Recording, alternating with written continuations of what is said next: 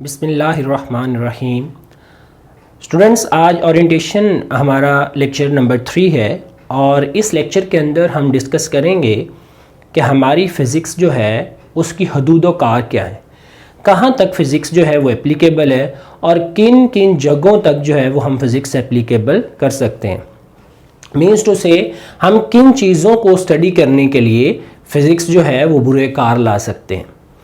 अगर हम जैसा कि मैंने आपको लेक्चर नंबर 1 में बताया था कि फ़िज़िक्स एक साइंस का नॉलेज है, साइंस की ब्रांच है और साइंस हमें गौर व खौज़ करने का तरीका बयान करती है, यानी हमारी सोच फ़िक्र को बदल देती है, सोचने के मेथड को बदल देती है।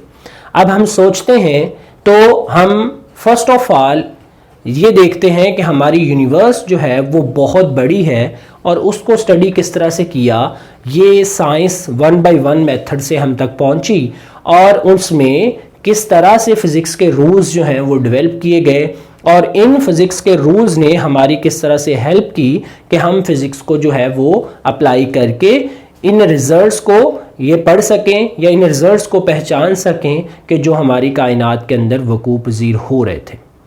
उसमें हम पहला फ्रंटियर्स इसका देखते हैं, इसे बोलते हैं फ्रंटियर्स ऑफ फिज़िक्स, यानी फ़िज़िक्स का इतलाक़ किस जगह पर है, फ़िज़िक्स किस जगह पर अप्लाई है। तो हमारा फर्स्ट फ्रंटियर जो है वो देखते हैं, फर्स्ट फ्रंटियर ऑफ फिज़िक्स।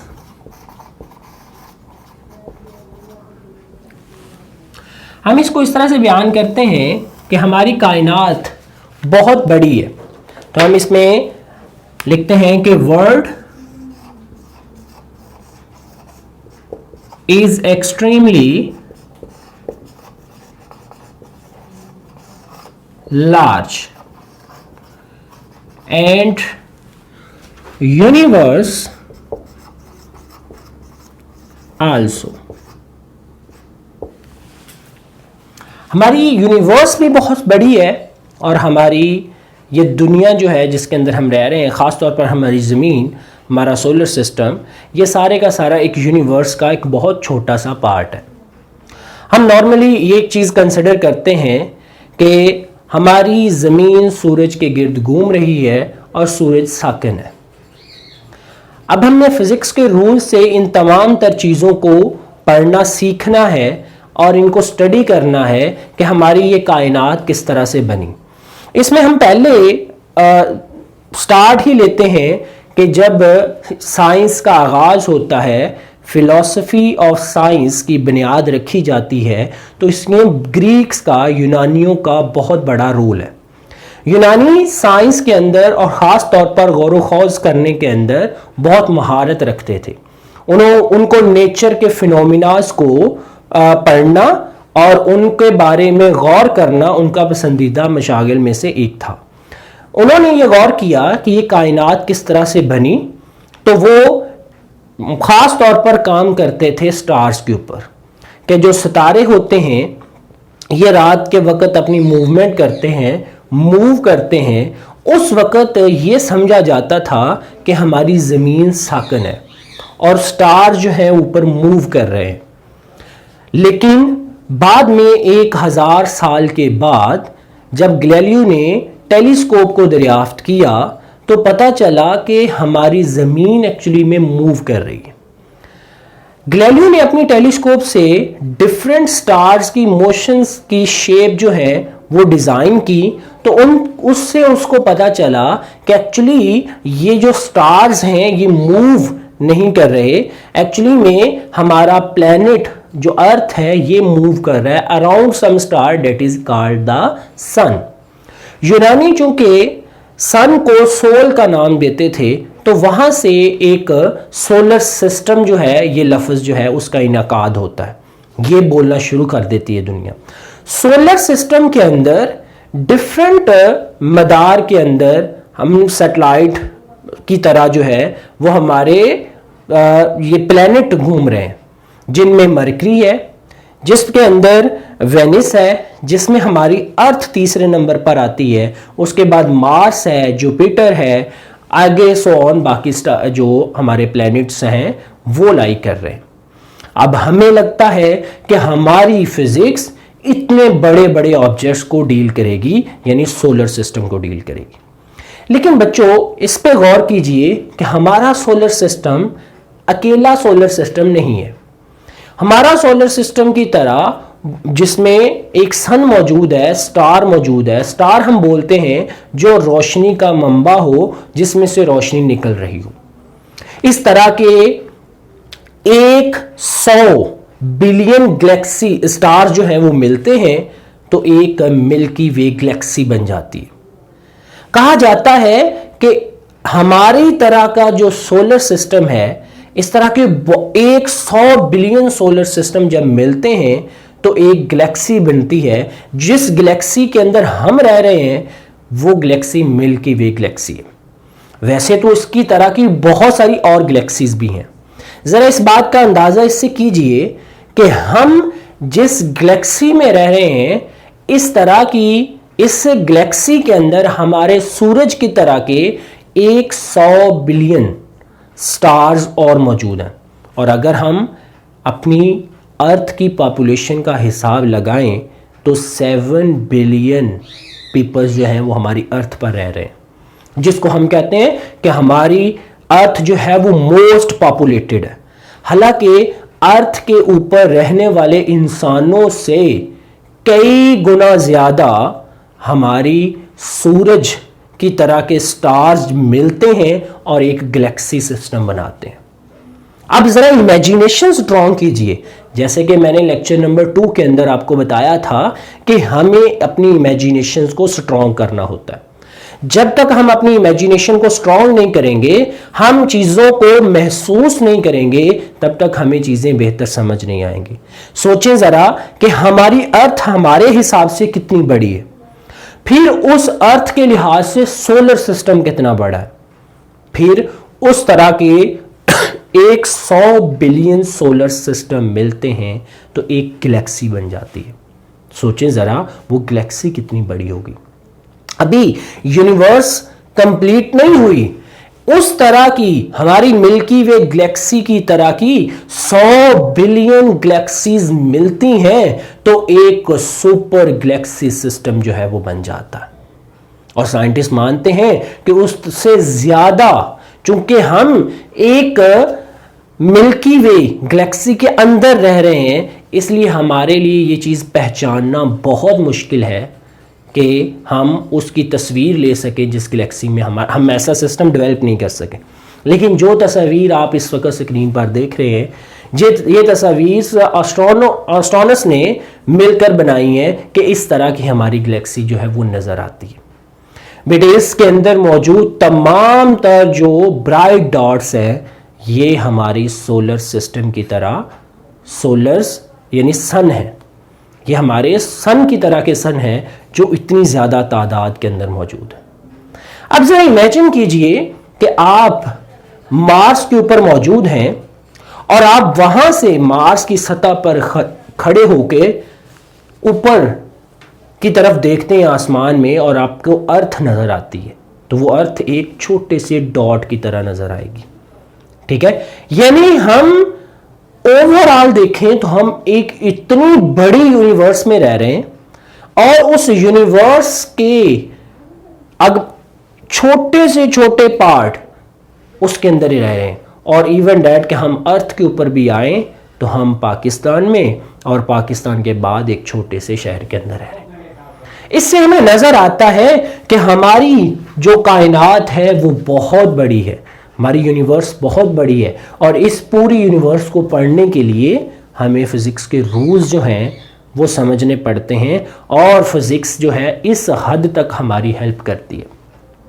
इससे आपको एक चीज़ का अंदाज़ा तो बखूबी हो गया होगा कि हम बड़े बड़े अजसाम को पढ़ने के लिए फिजिक्स के रूल्स जो हैं वो पढ़ा करते हैं, फिजिक्स को सीखते हैं। ठीक है, ये एक सोच थी, ये एक फिक्र थी जिसके थ्रू आप यहां तक जो है वो अपनी फिजिक्स को बेटे अप्लाई कर सकते हैं। अब आते हैं तस्वीर के दूसरे रुख की जानिब, जो कि है कि वर्ल्ड इज एक्सट्रीमली स्मॉल। तो मैं यहां पे इसका सेकंड फ्रंटियर्स लिखता हूं। सेकंड फ्रंटियर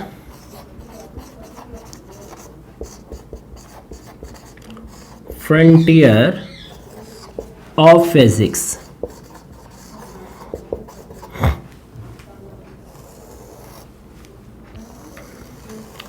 और इसमें मैं लिखता हूं कि हम छोटे ज़र्रात को पढ़ने के लिए भी फिजिक्स का इस्तेमाल करते हैं। वो कौन से छोटे ज़र्रात हैं? वो छोटे ज़र्रात जिनसे हमारा मादा मिलकर बना, इवन डैट कि हमारी पूरी बॉडी उससे मिलकर बनी, और उन छोटे ज़र्रात का नाम है एटम्स। ठीक है, जिससे हमें यह नजर आता है कि एक ऐसी छोटी दुनिया भी है जिस छोटी दुनिया के ऊपर भी फिजिक्स के रूल्स लगाए जा सकते हैं, जिसमें हम कहते हैं कि physics is extremely small. Physics तो वर्ड इज एक्सट्रीमली स्मॉल, यानी दुनिया तो बहुत छोटी है और इस छोटी सी दुनिया के ऊपर भी फिजिक्स के रूल्स अप्लाई किए जाते हैं। और वो छोटी सी दुनिया कौन सी है? वो छोटी सी दुनिया एटम की दुनिया। बेटे, एटम के बारे में जो जानकारी है हमें, वो 20वीं सदी के आगाज में प्रॉपर हुई है। 18वीं सदी के अंदर हमें पता चल गया था कि छोटे ज़र्रात होते हैं जिनको एटम कहा जाता है, लेकिन एटम किससे कंपोज हुआ है, उसमें इलेक्ट्रॉन की तरतीब कैसे है, इलेक्ट्रॉन किस तरह उसके गिर्द रिवॉल्व करते हैं, इन सारी बातों का अंदाज़ा हमें बोहर के मॉडल यानी 20वीं सदी के अंदर जो है वो होता है। 20वीं सदी के अंदर हमें यह पता चलता है कि atom consist on a nucleus and electron revolving around it. जो एटम है वो एक न्यूक्लियस से बनता है और उसके गिर्द इलेक्ट्रॉन जो है वो रिवॉल्व करते हैं। फर्स्ट ऑफ ऑल तो हमें उस एटम का स्ट्रक्चर जो है उसको बेहतर तरीके से समझना होगा। Atom consist on the positively charge particles that is called proton and the chargeless particle equal mass to the proton that have neutral and having same mass as proton are called neutron। यानी जो atom का nucleus है, एक वो गुठली जो atom के centre में होती है, हैवी मैस होती है और इलेक्ट्रॉन को मजबूर कर देती है उसके गिर्द गर्दिश करने पर, उसको न्यूक्लियस का नाम देते हैं। Nucleus consist on the proton and neutron, और इस चीज का अंदाजा भी हमें फिजिक्स के रूल्स पढ़ने से होता है। एटम को किसी ने आज तक देखा तो नहीं है, लेकिन एटम के बारे में साइंटिस्ट ने एक्सपेरिमेंट कर करके बहुत सारी इंफॉर्मेशन जो है वो हासिल कर ली है। साइंटिस्ट ने यह भी पता चला लिया है कि जो न्यूक्लियस सेंट्रल पार्ट है एटम का 99.9% मैस उस सेंट्रल पार्ट न्यूक्लियस के पास होता है, और 0.1% मैस जो होता है वो उसके गिर्द घूमने वाले इलेक्ट्रॉन्स का होता है जो एटम कैरी करता है। अब एक एटम के अंदर जो इलेक्ट्रॉन मूव कर रहे होते हैं अराउंड द न्यूक्लियस, उनको मूव करने के लिए एक इलेक्ट्रोस्टैटिक फोर्स की जरूरत होती है जो between positive and negative charge होती है। उस फोर्स को भी कूलम लॉ से फाइंड किया गया, और कूलम यानी फिजिक्स के रूल्स ने इसको भी हमें समझाया। कूलम भी एक फिजिक्स था और उसने फिजिक्स के रूल से हमें ये चीज जो है वो समझाई। अब इससे पता चलता है कि एक एटम की स्टडी के लिए भी हमें फिजिक्स के रूल्स जो है वो लगाने पड़ते हैं। एक ऐसा जर्रा जो आम इंसानी आंख ने नहीं देखा और उसकी अहमियत इतनी ज़्यादा है कि वो इंसान की पूरी बॉडी को कंपोज, इवन डैट हमारी इतनी बड़ी बुलेट ट्रेन, हमारे एरोप्लेन्स, हमारी शिप और बहुत सारी मादाई चीज़ों को बनाने में हेल्प करता है। उस एटम को स्टडी करने के लिए फिजिक्स के रूल्स जो हैं वो लगते हैं। बेटे, हमने एक चीज़ इसके अंदर डिस्कस की है कि वो न्यूक्लियर इलेक्ट्रोस्टैटिक फोर्स जो इलेक्ट्रॉन को न्यूक्लियस के साथ होल्ड करती है, ये फिजिक्स बयान करती है। इसके अलावा फिजिक्स हमें एटम के बारे में क्या जानकारी देती है, इस चीज़ के बारे में अगर हम देखते हैं तो फिजिक्स हमें जानकारी देती है एटम के बारे में कि तमाम तरह के एटम्स एक जैसे नहीं होते।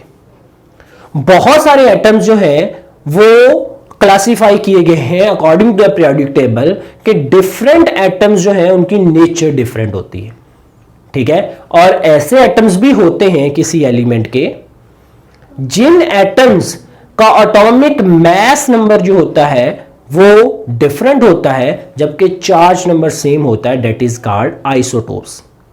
आइसोटोप्स के बारे में भी हमें फिजिक्स ने आगाही फराहम की जो कि एटम के रिलेटेड है। फिर हमें फिजिक्स आगाही फराहम करती है कि जो एटम्स होते हैं इनके अंदर भी डिफरेंट काइंड्स हैं। कुछ एटम्स अपनी जिंदगी से बहुत मुतमईन होते हैं, वो सुकून से रहना पसंद करते हैं और उनको स्टेबल एटम्स का नाम दिया जाता है, जबकि कुछ एटम्स ऐसे होते हैं जो अनस्टेबल होते हैं और अपने में से रेडिएशन खारिज करना शुरू कर देते हैं, उनको हम नेचुरल रेडियो एक्टिव एलिमेंट का नाम देते हैं। एलिमेंट किसको बोलते हैं? एलिमेंट बोलते हैं कि एक ऐसा ग्रुप ऑफ एटम जो तमाम के तमाम एटम सेम काइंड्स के हों, सेम नेचर के हों, लेकिन उन एटम्स के अंदर मास नंबर एक दूसरे से डिफरेंट हो सकता है, यानी उनके आइसोटोप एग्जिस्ट कर सकते हैं। अगर किसी जगह पर मैं हाइड्रोजन का प्रोटियम, ड्यूटियम और ट्रिटियम तीनों को इकट्ठा कर दूंगा तो उसको मैं हाइड्रोजन एलिमेंट का नाम दूंगा। तो अब आप एलिमेंट को अपने जहन में रखिए कि किसी भी एटम की ही शिनाख्त की जा रही है, एक खास स्पेसिफिक फैमिली की शिनाख्त की जा रही है, उसके अंदर रहने वाले एटम्स, फिर वो उस फैमिली के अंदर रहने वाले एटम्स एक दूसरे से डिफरेंट हो सकते हैं on the base of their atomic masses, that is called isotopes. अब मैं एलिमेंट की बात करता हूं कि नेचर के अंदर कुछ ऐसे एलिमेंट्स जो हैं वो जरूर होते हैं जो अपने में से रेडिएशन खारिज करते हैं, उसके नतीजे में वो किसी दूसरी तरह के एटम के अंदर ट्रांसफर हो जाते हैं, फिर उधर से रेडिएशन खारिज करते हैं तो किसी तीसरी फैमिली का हिस्सा बन जाते हैं, फिर खारिज करते करते एक वक्त ये आता है कि वो एलिमेंट भी स्टेबल हालत के अंदर जो है वो आ जाते हैं। तो ऐसे एलिमेंट जो अपने में से रेडिएशन खारिज करते हैं, इस चीज का अंदाजा भी हमें 20वीं सेंचुरी में हुआ। 20वीं सेंचुरी के अंदर इस चीज का अंदाजा होने के बाद साइंटिस्ट ने इस बात पे सोचना शुरू कर दिया कि एटम के अंदर इतनी बड़ी ताकत जो है वो छुपी हुई है जो रेडिएशन की शक्ल में निकाली जा सकती है। वो ताकत थी, वो स्टार्ट वाली बात याद कीजिए कि जब एटम्स का न्यूक्लियस बनना होता है तो पॉजिटिव चार्जेस, न्यूट्रॉन, ये सब ने एक जगह पर रहना होता है और उनको होल्ड करने के लिए जो एनर्जी की रिक्वायरमेंट होती है, that is called binding energy. जब बेटे आप एक एटम को तोड़ते हैं, एक जर्रे को, एक ऐसा जर्रा जिसको तोड़ा जाए और ऐसा जर्रा जो आम आंख से नजर ना आए, उस जर्रे के पास इतनी ज्यादा एनर्जी होती है, उसमें से खारिज होती है, जो कि बाइंडिंग एनर्जी होती है और बाद में खारिज हो जाती है। अब इसकी कहानी क्या है ये भी हमें फिजिक्स बताती है। फिजिक्स कहती है कि एक हैवी एलिमेंट का हैवी एटम जब टूटता है तो उससे दो लाइट एलिमेंट बनते हैं। आपको याद आ रहा होगा मैं किस प्रोसेस की बात कर रहा हूं, यह है फिशन रिएक्शन। जब लाइट पार्टिकल्स बनते हैं तो लाइट पार्टिकल्स के न्यूक्लियस को होल्ड करने के लिए इतनी ज्यादा एनर्जी नहीं चाहिए, जबकि हैवी एलिमेंट के एटम को होल्ड करने के लिए ज्यादा एनर्जी दरकार थी।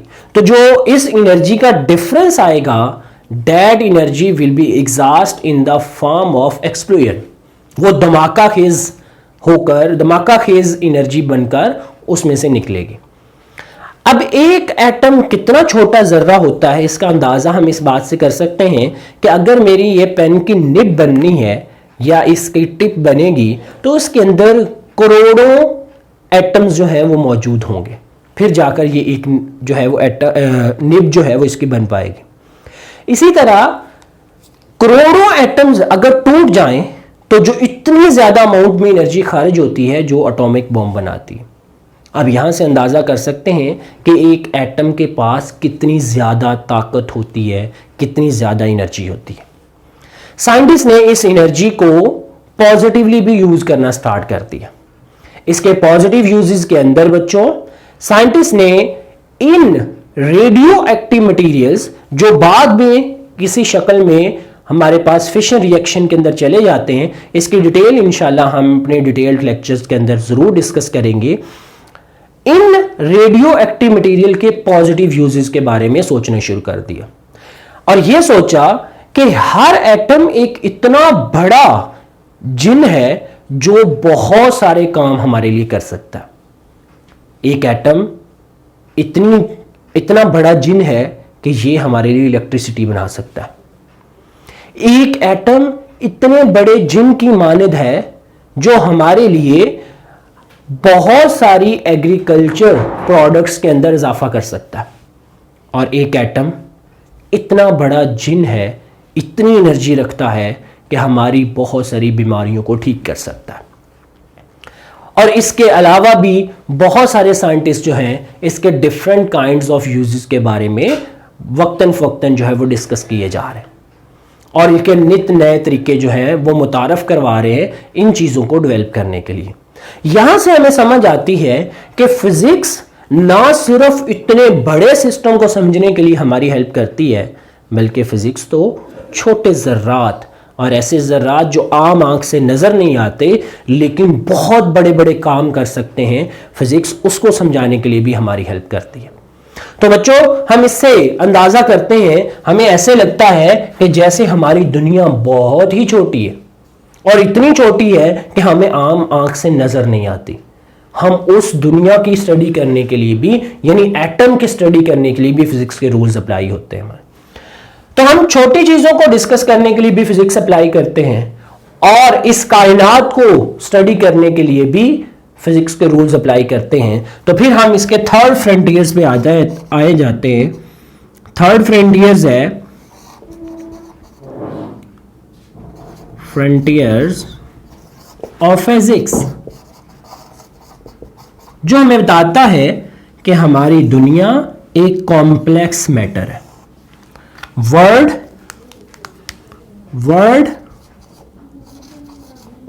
इज कॉम्प्लेक्स मैटर, कि हमारी दुनिया एक मजमुआ है छोटी चीजों और बड़ी चीजों को मिलाकर पढ़ने का।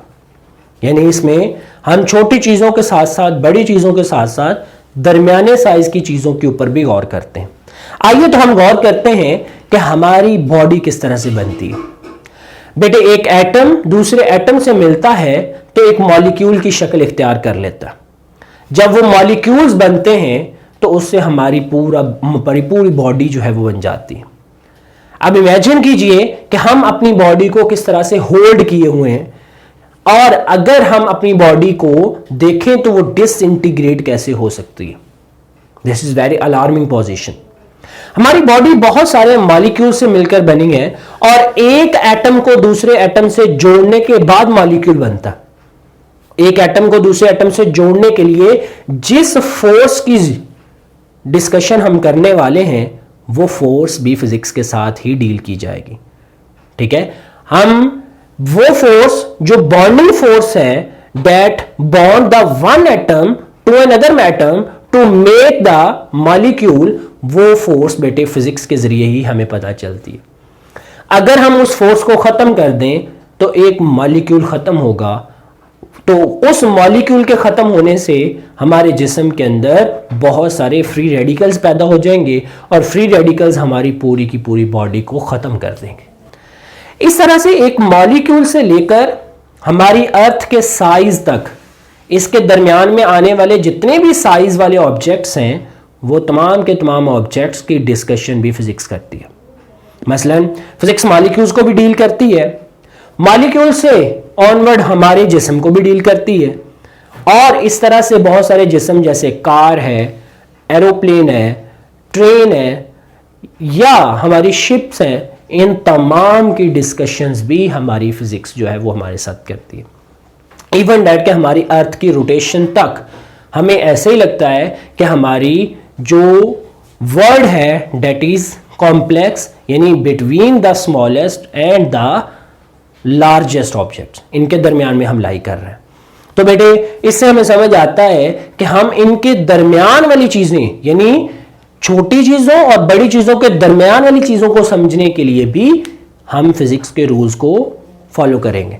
हम फॉलो करेंगे कि हमारी कारें किस तरह से मूव करती हैं, हमारी गाड़ियाँ किस तरह स्पीड अप होती हैं, हमारी गाड़ियों को कौन सी फोर्स मूव करवाती है, उनको कौन सी चीज़ रोकती है और कौन सी चीज़ जो है वो हमारा वर्क करवाती है, कौन सी हमारी एनर्जी को कंज्यूम करती है। इन तमाम चीज़ों की डिस्कशन जो है वो हम फिज़िक्स के हवाले से करते हैं। फिज़िक्स एक लाजवाल सब्जेक्ट है जिसके अंदर आप बहुत सारी चीज़ों को जो है वो एट अ टाइम डिस्कस कर रहे होते हैं, छोटी चीज़ों को भी डिस्कस कर रहे होते हैं और मिल्की वे, सुपर मिल्की वे गैलेक्सी सिस्टम जो है उसको भी डील कर रहे होते हैं और इसके दरमियान में होने वाले तमाम तर फिनोमिनाज को भी बेटे आप डिस्कस कर रहे होते हैं। इसलिए ये एक बहुत ही इंटरेस्टिंग मजमून है और इसके अंदर हम बहुत सारी चीज़ों को इस तरह से डिस्कस करते जाएंगे और इनकी डीलिंग से हमें बहुत सारी इंफॉर्मेशन जो है वो हासिल होती जाएगी। आज के लेक्चर के अंदर हमने इसकी हदूद-ओ-कार जो है वो डेवलप की, जिससे मुझे समझ आई कि हम छोटी से छोटी चीज़ से लेकर बड़ी से बड़ी चीज़ तक हम फिज़िक्स के रूल्स ही अप्लाई करते हैं और इनकी एप्लीकेशन से हम अपनी ज़िंदगी को आसान बनाते हैं। इंसान बेटे एक ऐसा बाकमाल अल्लाह ताला ने अपनी मखलूक में से एक मखलूक बना दी है जो एक बहुत बड़ी यूनिवर्स के अंदर रहते हुए भी एक छोटी सी अर्थ, एक पॉइंट ज़र्रे जितनी उस यूनिवर्स के मुकाबले में, उसके ऊपर रहते हुए भी इसके पास इतनी ज़्यादा इंफॉर्मेशन, और इंसान हमेशा अपनी इंफॉर्मेशन से ही दूसरी मखलूकों से बेहतर तस्वर किया जाता है। उम्मीद है कि आपको ये लेक्चर जो है वो बहुत अच्छा लगा होगा। आइंदा आने वाले लेक्चर में हम एक और नए टॉपिक के साथ मिलेंगे, जिस टॉपिक के अंदर इंशाल्लाह हम फिर फिज़िक्स के कुछ बेसिक को इम्प्रूव करेंगे और जानेंगे कि हमारी फ़िज़िक्स किस तरह से हेल्प कर रही है। हमें ये सेंस डेवलप करनी है अपने अंदर कि किस तरह से हमारा सोचने का अंदाज़ बेहतर हो, हम प्रॉब्लम सॉल्विंग किस तरह से बने, किस तरह से हम चीज़ों को बेहतर एनालाइज करें और फिज़िक्स के रूल्स हमारे किस तरह से हमारी हेल्प करें। ओके बेटे, अल्लाह हाफिज़, थैंक यू।